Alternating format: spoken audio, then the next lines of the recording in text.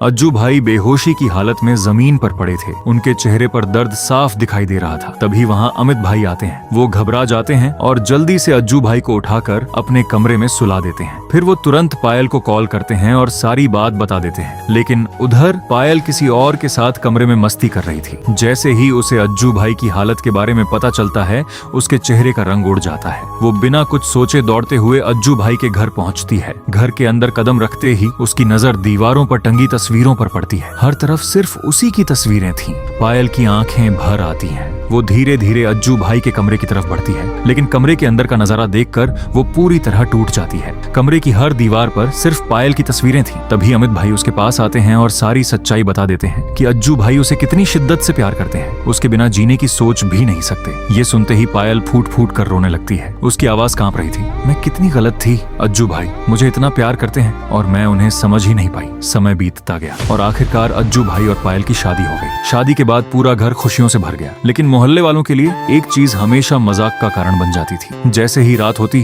पूरा घर हिलने लगता था। आस पड़ोस वाले समझ जाते, लगता है अज्जू भाई फिर शुरू हो गए। और दूर बैठा अमित भाई ये सब देखकर हंसी रोक नहीं पाता था। एक दिन अज्जू भाई जल्दी जल्दी अपनी कार लेकर कहीं निकल जाते हैं। उसी समय पायल नहा रही होती है। हर दिन की तरह अमित भाई घर पर आते हैं, लेकिन गलती से उनकी नजर पायल पर पड़ जाती है। दोनों एक दूसरे को देख लेते हैं। कुछ सेकंड के लिए पूरा माहौल शांत हो जाता है। अमित भाई शर्म से तुरंत नजर झुका लेते हैं और वहाँ से चले जाते हैं। उस रात ना अमित भाई को नींद आती है और ना ही पायल को। पायल बार बार सोच रही थी, हे भगवान, देवर जी ने सब देख लिया। दूसरे दिन अज्जू भाई बड़े प्यार से कहते हैं, पायल ये सामान अमित के घर दे आओ, मैं उसके लिए लाया था। पायल सामान लेकर अमित भाई के घर पहुंच जाती है। उधर अज्जू भाई अपने काम से निकल जाते हैं। उसी समय अमित भाई नहाकर कमरे में कपड़े पहन रहे होते हैं। पायल जैसे ही घर के अंदर जाती है, अचानक पूरे घर की लाइट चली जाती है। अंधेरा होते ही पायल डर जाती है और सीधे अमित भाई के कमरे में भागती है। तभी अचानक लाइट वापस आ जाती है और जैसे ही रोशनी फैलती है, पायल की नजर अमित भाई पर पड़ती है। अमित भाई आधे कपड़ों में खड़े थे।